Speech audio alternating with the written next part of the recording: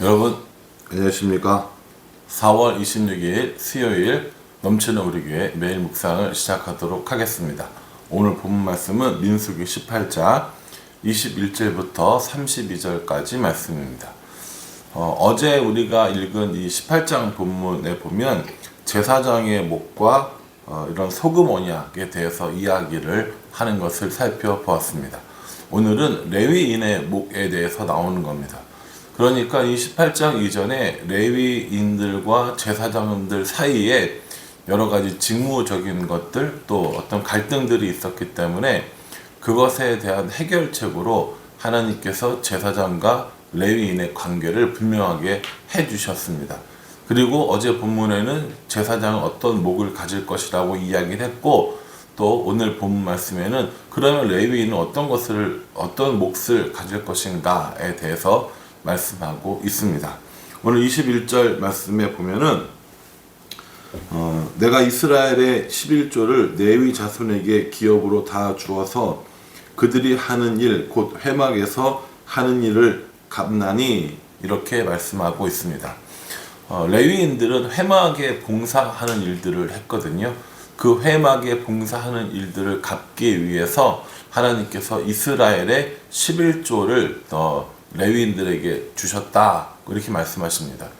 제사장들에게는 제물 드리러 오는 제사 드리러 오는 제물들과 또 처음 것에 대한 속전을 제사장들에게 주셨다면 오늘 이 레위인들에게는 이스라엘 자손들이 드리는 11조를 레위인들에게 주어서 그 회막에서 하는 임무를 갚도록 하겠다라고 이렇게 말씀해 주셨습니다.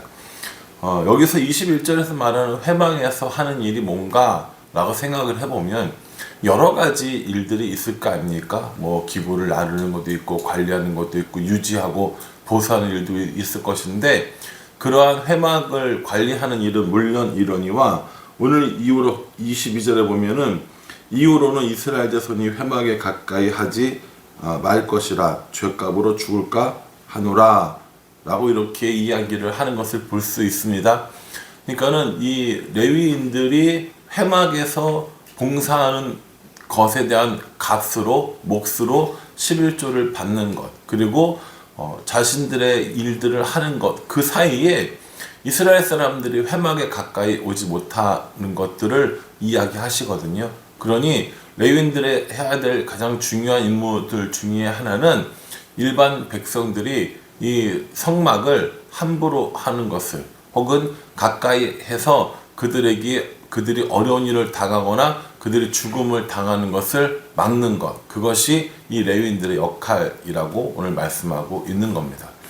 오늘 우리가 이 말씀을 읽으면서 우리들이 함부로 주의 말씀이나 혹은 하나님께 구별된 것들에 대해서 함부로 하면 안 된다 하는 교훈도 함께 받을 수가 있다고 생각합니다. 그렇게 하고 나서 레위인들에게 이스라엘의 11조를 받게 하셔요. 그리고 여기서 제사장들에게 하나 더 몫을 주는 것을 볼 수 있습니다. 여러분 이 제사장과 레위인의 관계를 이해를 잘 하셔야 된다고 제가 몇 번 말씀드렸습니다. 제사장은 아론과 그의 아들들에 의해서 계속 유지되는 거고요. 그리고 이 레위인은 레위 지파 중에서 아론과 그의 아들 그 가문을 제외한 나머지 가문들을 말하는 겁니다. 제사장은 제사 드리는 일을 그리고 레위인들은 그 회막을 관리하고 제사장을 돕는 일을 했다고 말씀드렸습니다. 어제 본문은 제사장의 목, 오늘 목은 레위인의 목. 그리고 이제 마지막에 제사장의 몫으로 하나가 더 나오는 것을 봅니다. 그게 뭐냐면 11조의 11조입니다. 이 11조의 11조를 구별을 하라고 이야기하는 거예요. 11조 누가 받았어요? 레위인들이 받았죠. 레위인들이 받은 그 11조를 누구를 줍니까? 그 11조의 11조를 아론, 다시 말해서 제사장에게 줄 것을 그렇게 말씀하고 있습니다. 그러니 제사장이 받는 것은 어저께 살펴본 대로 그 제물에 관한 것, 또 속전에 관한 것, 그리고 오늘 레위인들에게 받는 11조의 11조까지 이렇게 제사장들이 소유하게 되고 또 그들의 몫이 되어지는 것을 볼 수 있습니다. 그래서 레위인과 이 제사장과 레위인의 관계에 대해서 여러분들 명확하게 이해하고 계셔야 이 민수기의 이 내용들을 훨씬 더 잘 이해하실 수 있을 거라고 생각합니다. 오늘 특별히 저는 이 말씀을 묵상하면서 어떤 것들을 봤냐면 22절에요. 너희가 그 중에 아름다운 것을 받들어 드린즉 이로 말미암아 죄를 담당하지 아니할 것이다 라고 이렇게 말씀하십니다. 또 29절에도요. 너희가 받은 모든 헌물 중에서 너희는 그 아름다운 것 곧 거룩하게 한 부분을 가져다가 여호와께 거제로 드릴지니라 이렇게 얘기합니다. 하나님께 드릴 때 가장 아름다운 것, 가장 좋은 것을 드리라고 합니다. 정확히 말하면 레위인이 이스라엘에게서 11조를 받죠. 그리고 그 11조 받은 것에 11조를 제사장에게 주면서 가장 좋은 것으로 하나님께 드려라 라고 이렇게 이야기를 하고 있는 것입니다. 그래서 이렇게 하나님 앞에 드릴 때 가장 좋은 것, 또 가장 최선의 것 이렇게 드리는 마음들이 필요하다는 것을 우리에게 말씀해 주고 있습니다. 여러분 하나님께 드릴 때 가장 좋은 것, 가장 최선의 것을 드리십니까? 제사장에게 드릴 때 가장 좋은 것, 가장 최선의 것을 드려야 하니까 목사님한테 드리는 건 항상 좋은 걸 드려야 하고 항상 예쁜 걸 드려야 하고 그렇게 말씀하시는 분들 많습니다. 감사합니다. 그렇게 해주시면 이렇게 해주시면 정말 좋지요. 감사하죠. 근데 오늘 본문이 오늘날 목사들에게 그런 것들을 잘해라 라는 의미만 있을까요? 전 아니라고 생각합니다. 자, 이 민수기를 매일 묵상하면서 여러 번 이야기했는데 목사만 제사장이 아니고요. 목사만 레위인이 아닙니다. 우리가 다 하나님 앞에 거룩한 제사장으로 서 있는 사람들인데 특별한 직분에 의해서 더 높임을 받는 것이 아니라 우리가 하고 있는 그 모든 일이 하나님 앞에서 제사장의 마음을 가지고 해야 함을 저는 분명히 민수기를 묵상하면서 깨닫게 될 수 있을 거라고 생각을 합니다.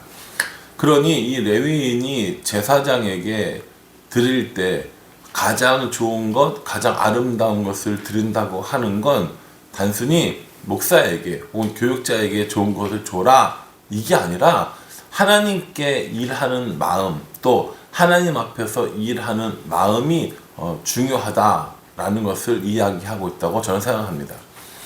여러분 어떤 물건을 볼 때 어떤 것이 제일 아름다운지 어떤 것이 제일 좋은 건지 딱 구별되는 게 있으면 정말 좋겠죠. 근데 그렇지 않을 수 있잖아요. 예를 들면 양을 드린다 칩시다. 그러면 양 중에 어떤 게 제일 좋은지 딱 도드라지게 나타나는 것이 있으면 그걸 드리겠지만 그게 아니면요. A라는 양도 B라는 양도 C라는 양도 괜찮은 것 같아요. 근데 그 중에 누가 봐도 다 괜찮은 것 같지만 드리는 그 사람이 봤을 때 이 A 양이 제일 좋은 것 같은데 라는 마음이 들었을 때 그 A라고 하는 그 양을 드릴 수 있는 마음, 그 마음을 요구하시는 거죠.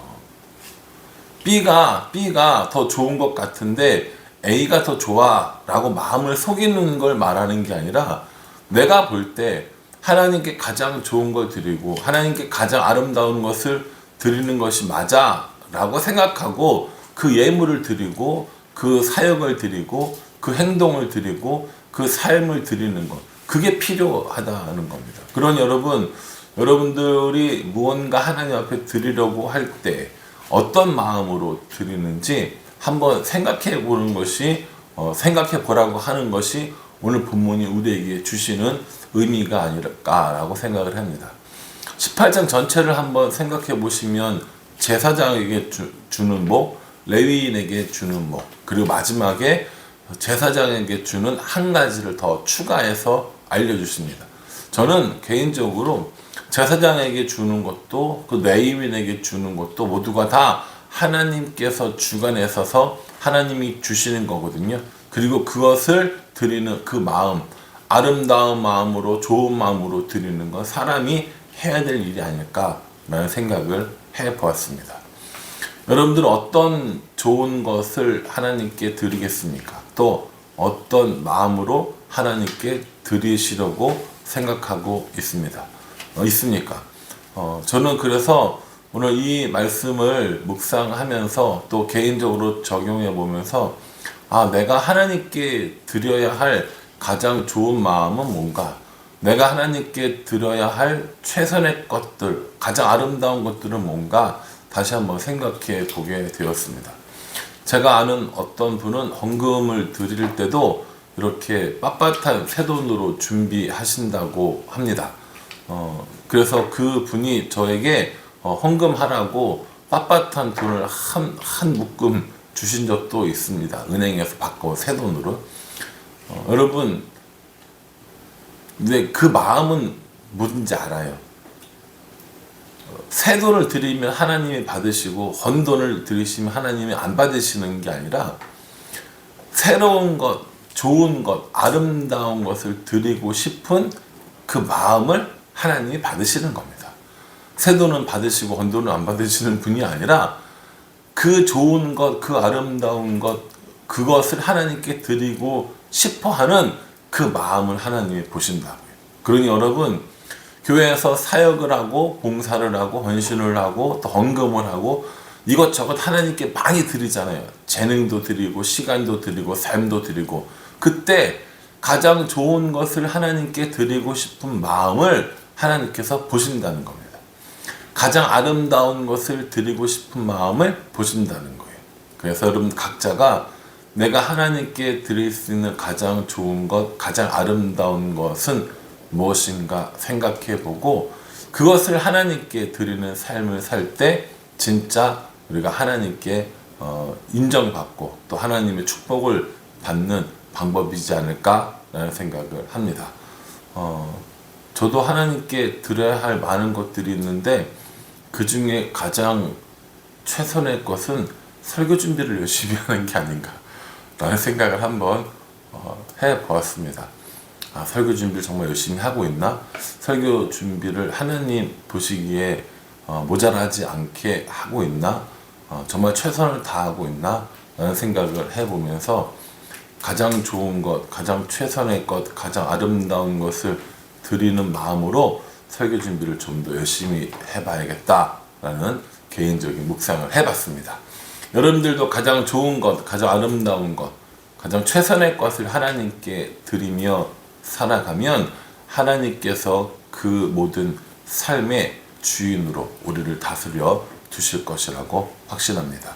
바라기는 저 여러분 모두가 하나님께 날마다 좋은 것 드리는, 구별하여 드리는 그런 삶을 통하여서 하나님께 영광 돌리는 삶을 살아가고 우리 모두에게 큰 은혜와 축복을 경험할 수 있기를 주님의 이름으로 축복합니다. 기도하겠습니다. 하나님, 레위인의 몫을 구별해 주십니다.